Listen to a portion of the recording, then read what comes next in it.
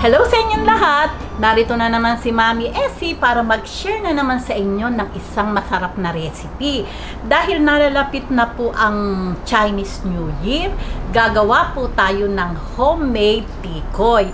Dahil po napakamahal po ngayon kung bibili tayo ng tikoy, bakit hindi na lang po tayo gumawa?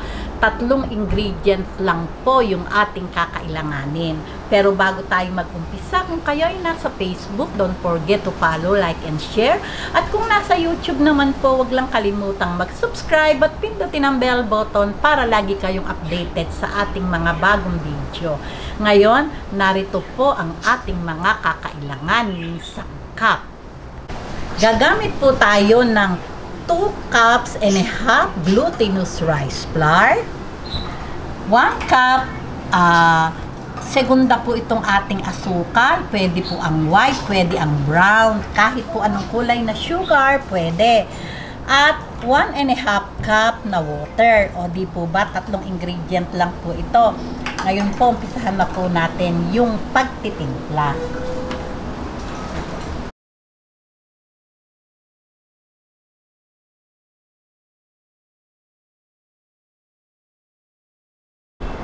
Lalagay po natin itong 1 and a half cup na water, 1 cup sugar, ayan, ganyan lang. Haluin lang po natin hanggang sa matunaw yung sugar. Ayan, simpleng-simple lang po ang paggawa ng tikoy.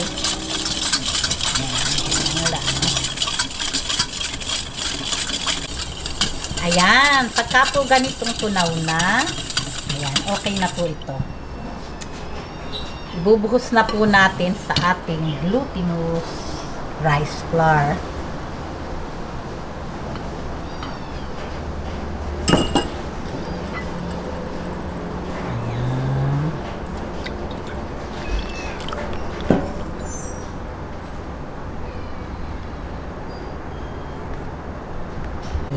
I-mix lang po nating mabuti hanggang mawala po yung buo-buo.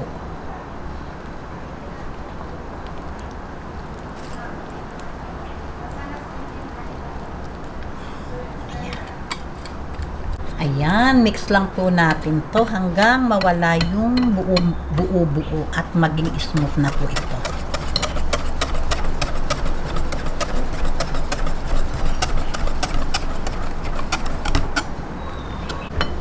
Ayan, ano na po itong aking tikoy mixture. Talaga po wala nang kabuo-buo.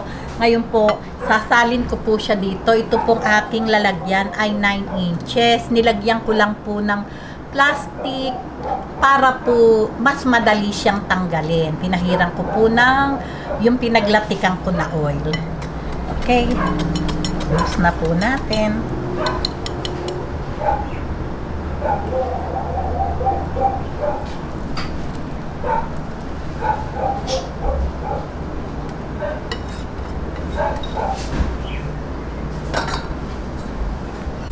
Okay, ngayon po, para po hindi siya masingawan ng tubig, takpan po natin ng foil.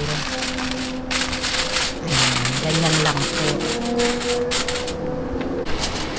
Ayan, kumukulo na po itong ating steamer. Lagay na po natin.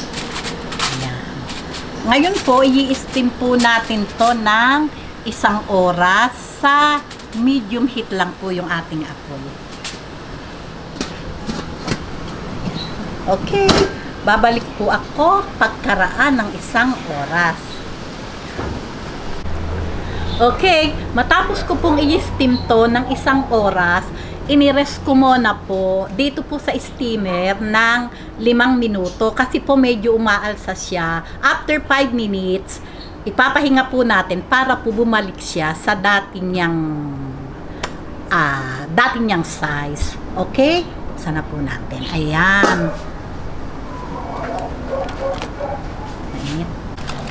Ayan. O, tingnan nyo po. Napakaganda.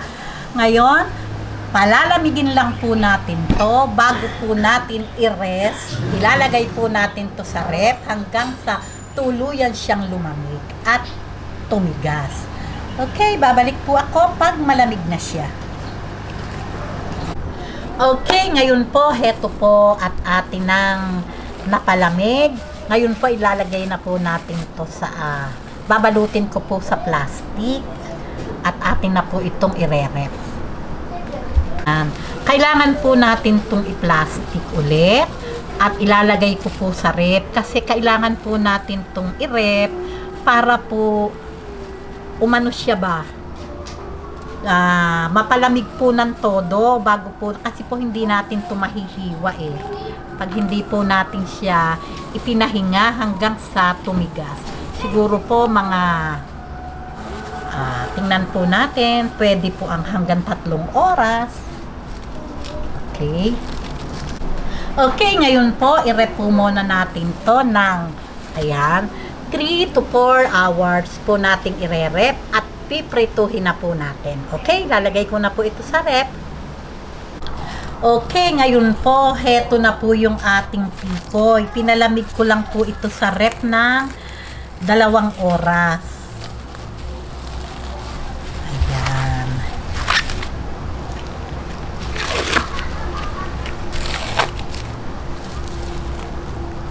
Ayan, slice na po natin para po ating nang matikman. Nakakakunat.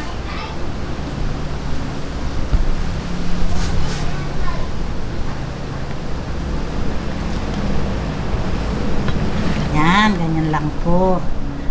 Tapos, slice lang po natin ng ganyan.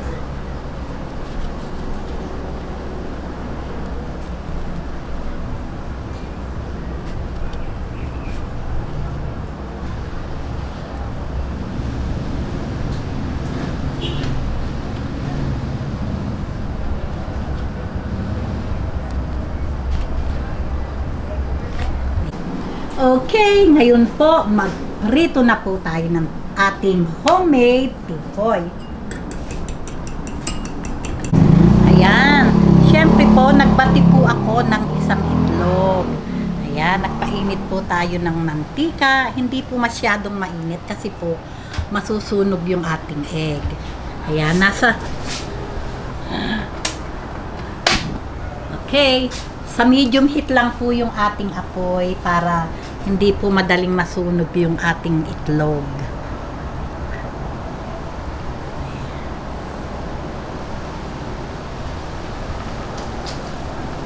Ayan, ganyan lang po gagawin natin. Nakakakain na po tayo ng masarap na tikoy. Nasa inyo po yon kung ganito lang po yung gusto nyong luto. Pero kung gusto nyo po yung may ibang flavor, bisitahin nyo na lang po sa akin o pakibisita sa aking YouTube channel. At makikita nyo po yung ibang version ng tikoy. Okay. Ayan, pagka po ganyan lang po, light brown lang po yung gagawin natin. Ayan. Oh, kaganda-ganda. Ayan, diba?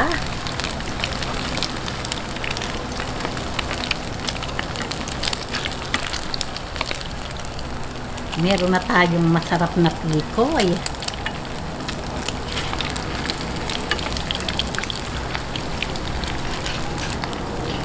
Ayan.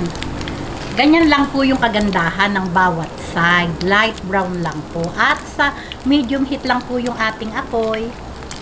Ayan. Okay. Heto na po yung ating homemade tikoy. O di po ba, napakasimple lang gawin. At kayang-kaya po ng budget natin yung paggawa ng tikoy. Meron na po tayo sa Chinese New Year na kakaining tikoy. Heto po yung hilaw na hindi ko pa pinride. Heto naman po yung aking pinrito. O paano po? Tikiman na po tayo. Okay, tikman na po natin.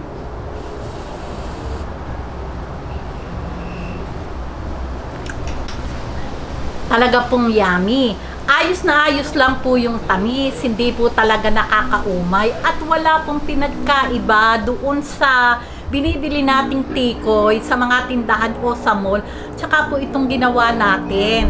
Kaya, o gumawa na po kayo at napakadali lang po naman gawin. O paano po?